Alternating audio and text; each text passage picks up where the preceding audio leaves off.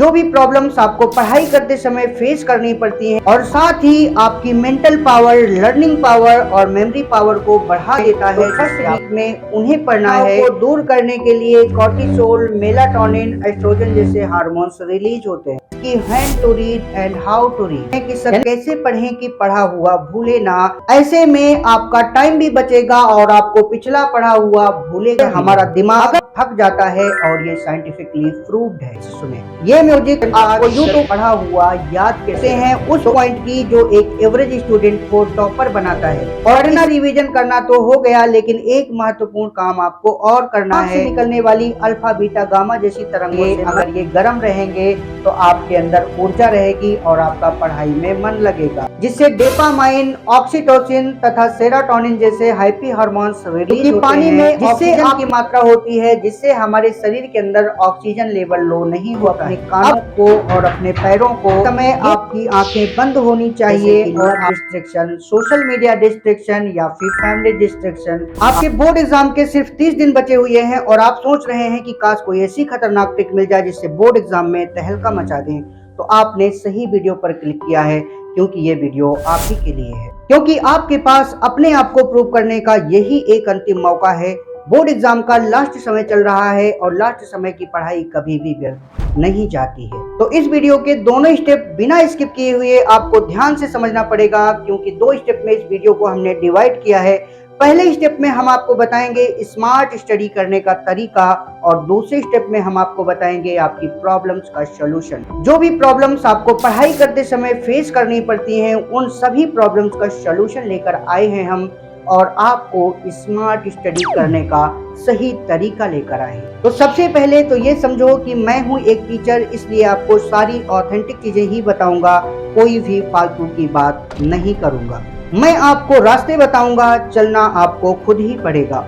मैं आपको स्ट्रेटेजी बताऊंगा, फॉलो आपको खुद ही करना पड़ेगा।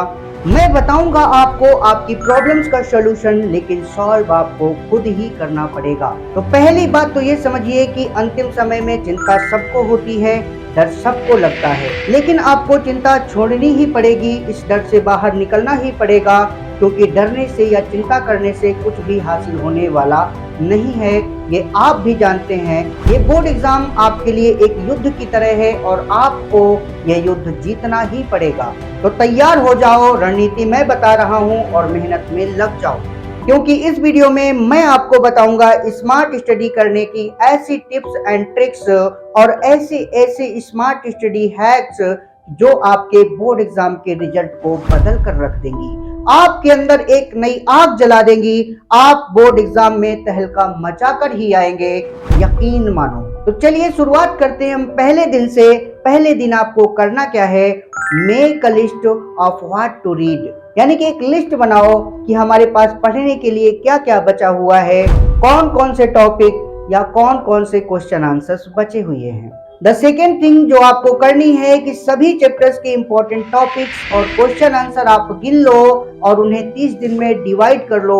पर डे का एक टारगेट बना लो कि एक दिन में मुझे इतना याद करना है या इतना पढ़ना है। द थर्ड थिंग इज कि जो जो इंपॉर्टेंट क्वेश्चन आंसर या इंपॉर्टेंट टॉपिक्स आपने गिने हुए हैं, तो फर्स्ट वीक में उन्हें पढ़ना है जो आपको सबसे ज्यादा नंबर दिलाएंगे। द फोर्थ थिंग इज कि आपको इसके बाद सेकंड वीक में उन क्वेश्चन आंसर्स को कंप्लीट करना है या उन टॉपिक्स को कंप्लीट करना है जिनमें मीडियम नंबर्स मिलने हैं। द फिफ्थ थिंग इज कि जिनमें सबसे कम नंबर मिलने हैं उन्हें सबसे आखिर में तैयार करो। The second thing of the day is कि when to read and how to read, यानी कि कब पढ़ना है और कैसे पढ़ना है, ये जानना भी आपके लिए जरूरी है। तो अगर आप ये जानना चाहते हैं कि सर हमें कब पढ़ना चाहिए, तो मेरे हिसाब से आपको पढ़ने के लिए सुबह का समय चुनना चाहिए। लेकिन सिर्फ सुबह पढ़ने से काम नहीं चलेगा, और दूसरी चीज कि आप अपने माहौल के अनुकूल भी समय चुन सकते हैं। इम्पोर्टेंट ये नहीं है कि हमें कब पढ़ना चाहिए, इम्पोर्टेंट ये है कि पढ़ने में हमारा मन कब लगता है।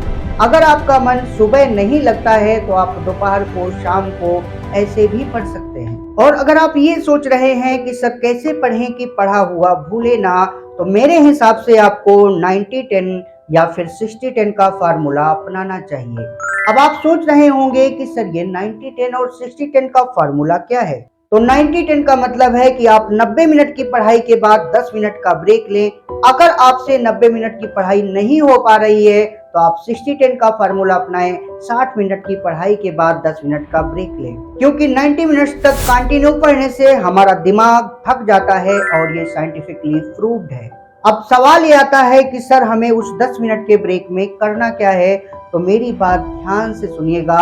उस 10 मिनट के ब्रेक में आप अपना पसंदीदा सॉन्ग सुन सकते हैं, कोई पसंदीदा गेम खेल सकते हैं या फिर चाय कॉफी वगैरह भी पी सकते हैं। लेकिन आपके लिए सबसे बेहतर ये होगा कि आप जब भी पढ़ने बैठो तो पढ़ने बैठने से पहले 5 मिनट या 10 मिनट के लिए ब्रेन हार्मोनियल म्यूजिक या कह सकते हो कि बाइनोरियल बीट्स सुने। ये म्यूजिक आपको YouTube पर सर्च करने से आसानी से मिल जाएगा, तो आप इसे सुन सकते हैं, क्योंकि ये जो म्यूजिक होता है ना, आपकी ब्रेन फ्रीक्वेंसी से मैच होकर माइंड को रिलैक्स कर देता है और साथ ही आपकी मेंटल पावर, लर्निंग पावर और मेमोरी पावर को बढ़ा देता है, जिससे आपका पढ़ने में मन लगता है और डिस्ट्रैक्शन भी कम होता है।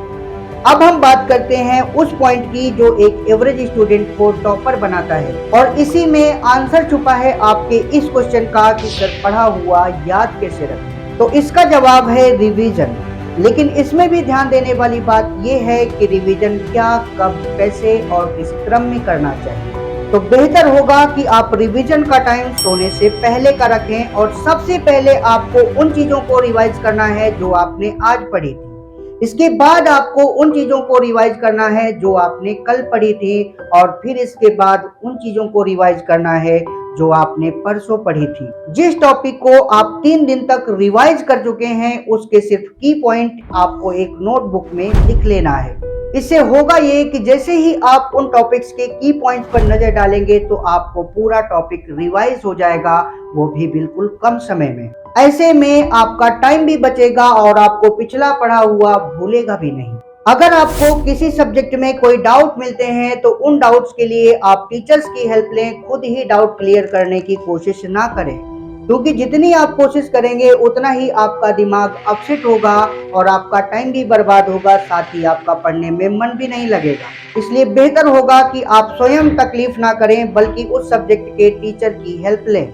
अगर आपको इंग्लिश में कोई डाउट होता है तो आप मेरे वीडियोज में कमेंट करके मुझे बता सकते हैं। पहले तो आपको कमेंट में ही रिप्लाई दे दिया जाएगा, लेकिन अगर कमेंट में रिप्लाई देना पॉसिबल ना हुआ तो मैं आपके लिए एक वीडियो भी बनाऊंगा जिसमें आपके डाउट क्लियर करूंगा, क्योंकि एज ए टीचर मेरा जीवन मेरे स्टूडेंट्स के लिए ही समर्पित है और आप लोग मेरे लिए बहुत महत्वपूर्ण। वैसे तो मैं आपके कोर्स के सभी टॉपिक्स कवर कर चुका हूं, आपके सभी टॉपिक्स में वीडियो बना चुका हूं, लेकिन फिर भी अगर आपको कहीं डाउट हो तो आप मुझे जरूर बताना।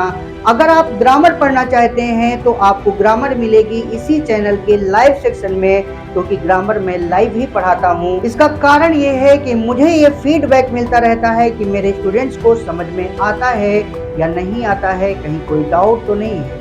अगर किसी को कोई डाउट होता है तो कम से कम उसी समय मुझसे क्लियर कर सकता है।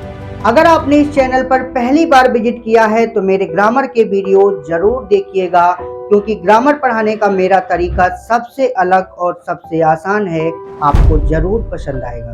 पढ़ना, रिवीजन करना तो हो गया, लेकिन एक महत्वपूर्ण काम आपको और करना है, और वो काम है प्रीवियस ईयर के पेपर्स को सॉल्व करना। अगर आप एक दिन में आधा पेपर भी सॉल्व करते हैं तो भी ठीक है, आधा बचा हुआ पेपर आप अगले दिन सॉल्व करें और टाइम देखकर जरूर सॉल्व करें, क्योंकि इससे आपका टाइम मैनेजमेंट भी हो जाएगा और आपकी राइटिंग स्पीड भी बढ़ जाएगी। फिर भी लगे कि आपकी राइटिंग स्पीड धीमी है तो आप अपनी राइटिंग स्पीड को इतना बढ़ा लें कि 2.5 घंटे में पूरा पेपर सॉल्व कर सके। इससे आपकी राइटिंग भी अच्छी होगी, राइटिंग स्पीड भी अच्छी होगी, जिसके कारण से बोर्ड एग्जाम में आपके कोई भी क्वेश्चन छूटेंगे नहीं। अब हम बात करते हैं आपकी प्रॉब्लम्स की और उनके सॉल्यूशंस की। कमेंट करके जरूर बताइएगा कि इनमें सबसे बड़ी प्रॉब्लम आपकी क्या है। तो ज्यादातर स्टूडेंट्स की सबसे बड़ी प्रॉब्लम यह है कि सर पढ़ने का मन नहीं करता। दूसरी प्रॉब्लम यह है कि पढ़ते समय थकान लगने लगती है। तीसरी प्रॉब्लम यह है कि पढ़ते समय नींद आने लगती है, और चौथी प्रॉब्लम यह है कि मेंटल डिस्ट्रैक्शन होता है, यानी कि पढ़ते समय आपका दिमाग भटकता है। ये डिस्ट्रैक्शन आपका किसी भी तरह का हो सकता है, लव डिस्ट्रैक्शन हो सकता है, सोशल मीडिया डिस्ट्रैक्शन हो सकता है, या फिर फैमिली डिस्ट्रैक्शन भी हो सकता है। अगर आपका पढ़ने में मन नहीं लगता है तो सबसे पहले आप अपने सपनों को याद करो, फिर इसके बाद ये याद करो कि अगर आप सफल हुए तो आपको दुनिया किस नज़र से देखेगी, और अगर आप असफल हुए तो दुनिया आपको किस नज़र से देखेगी। और फिर ये सोचो कि आपको सफल होने के बाद क्या क्या करना है, उन कार्यों को याद करो और फिर याद करो कि क्या मुझे ऐसे ही इन सबको छोड़ देना चाहिए, क्या मुझे अपने टारगेट को, अपने सपने को ऐसे ही छोड़ देना चाहिए। जवाब मिलेगा नहीं। अगर आपके अंदर से जवाब आ रहा है कि नहीं, तो तैयार हो जाओ, पढ़ाई में लग जाओ। अब हम बात करते हैं आपकी दूसरी प्रॉब्लम की कि सर पढ़ते हुए थकान महसूस होती है। तो इसके लिए आपको 90-10 या 60-10 का फार्मूला अपनाना ही पड़ेगा, क्योंकि स्टडी करते समय जब अलग अलग नॉलेज आप अपने दिमाग में स्टोर करने की कोशिश करते हैं तो आपका दिमाग तनाव महसूस करता है, और उस तनाव को दूर करने के लिए कॉर्टिसोल, मेलाटोनिन, एस्ट्रोजन जैसे हार्मोन्स रिलीज होते हैं, जिससे आपको थकान महसूस होने लगती है और साथ ही आपका आगे पढ़ने का मन भी नहीं करता है। इससे बचने के लिए आपको बाइनोरियल बीट्स म्यूजिक सुनना चाहिए, जो YouTube पर सर्च करने पर आपको आसानी से मिल जाएगा। अब ये म्यूजिक करता क्या है कि हमारे दिमाग से निकलने वाली अल्फा, बीटा, गामा जैसी तरंगों से मैच होकर दिमाग को संतुलित करता है, जिससे डोपामाइन, ऑक्सीटोसिन तथा सेरोटोनिन जैसे हैप्पी हार्मोन्स रिलीज होते हैं, जिससे आपकी थकान दूर होती है, एक नई ऊर्जा का एहसास होता है, आपका पढ़ने में मन लगता है, कंसंट्रेशन पावर बढ़ता है, और साथ ही आपकी मेमोरी पावर को भी ये बढ़ाता है। इसके साथ ही आप चाय, कॉफी जैसे पेय पदार्थ भी ले सकते हैं। अगर आपको पढ़ते समय नींद आती है तो आपको ये कुछ पॉइंट्स याद रखने होंगे। Number 1, making atmosphere. Number 2, choosing proper place. Number 3, drinking water. Number 4, writing practice. और नंबर 5, केयरिंग ऑक्यूपेशन पॉइंट्स। अब हम बात करते हैं पहले पॉइंट, मेकिंग एटमॉस्फेयर की। तो जहां भी आपको पढ़ाई करनी है वहां आप सफाई रखें, माहौल क्लीन रखें और शोर शराबा नहीं होना चाहिए। दूसरा पॉइंट है चूजिंग प्रॉपर प्लेस। तो इसके लिए आप एक निश्चित स्थान चुन लीजिए कि यहाँ जब भी मैं बैठूंगा तो सिर्फ और सिर्फ पढ़ाई करूंगा, पढ़ाई के सिवा कुछ और नहीं करूंगा। क्योंकि अगर आप बिल्कुल कंफर्टेबल पोजीशन में अपने सोने वाले बिस्तर में बैठकर पढ़ेंगे तो आपका दिमाग आपके शरीर को सिग्नल भेजता रहेगा कि सोना है, सोना है, सोना है, और आपको नींद आनी ही है। तो ध्यान रखें कि जहां बैठकर आपको पढ़ाई करनी है वहां पर कुछ और काम नहीं करना है, एक निश्चित स्थान भी आपको चुनना है। अब तीसरी चीज है ड्रिंकिंग वाटर। करना क्या है आपको कि पढ़ते समय थोड़ा थोड़ा पानी पीते रहना है, जिससे आपका ऑक्सीजन लेवल कम ना हो और आपका पढ़ने में मन लगे, मेंटल डिस्ट्रैक्शन ना हो, और साथ ही आपको थकान भी ना लगे, क्योंकि पानी में ऑक्सीजन की मात्रा होती है, जिससे हमारे शरीर के अंदर ऑक्सीजन लेवल लो नहीं होता है। अब हम बात करते हैं कि राइटिंग प्रैक्टिस क्या है। तो अगर आपको पढ़ते समय नींद आने लगती है तो आपको क्या करना है कि पढ़ते समय बीच बीच में कुछ लिखना भी है, क्योंकि पढ़ते समय तो नींद आती है लेकिन लिखते समय नींद नहीं आती है। ये आपको भी मालूम है, क्योंकि आप जब भी पढ़ते होंगे तभी आपको नींद महसूस होती होगी, लेकिन जब लिखते होंगे तो आपको नींद नहीं आती होगी। अब हम बात करते हैं केयरिंग एक्यूप्रेशर पॉइंट्स की। तो केयरिंग एक्यूप्रेशर पॉइंट में आपको क्या करना है कि सबसे पहले तो आपको अपने कानों को और अपने पैरों को ये ध्यान रखना है कि इनमें बिल्कुल भी ठंड नहीं लगनी चाहिए। अगर ये गर्म रहेंगे तो आपके अंदर ऊर्जा रहेगी और आपका पढ़ाई में मन लगेगा। दूसरी चीज आपको ये करना है कि जब भी आपको पढ़ते समय नींद महसूस हो तो अपनी आंखों को कम से कम 10 से 15 बार झपकाएं, और जब आप जल्दी जल्दी ऐसे आंखें झपकाएंगे तो आपकी नींद गायब हो जाएगी और माइंड फिर से रिफ्रेश हो जाएगा। अब हम बात करते हैं मेंटल डिस्ट्रैक्शन की। बहुत सारे स्टूडेंट्स की प्रॉब्लम ये होती है कि पढ़ाई में कंसंट्रेशन नहीं होता है, माइंड डिस्ट्रैक्ट होता रहता है, और मेंटल डिस्ट्रैक्शन आपका कई प्रकार का हो सकता है, जैसे कि love distraction, social media distraction या फिर फैमिली डिस्ट्रैक्शन आदि इत्यादि।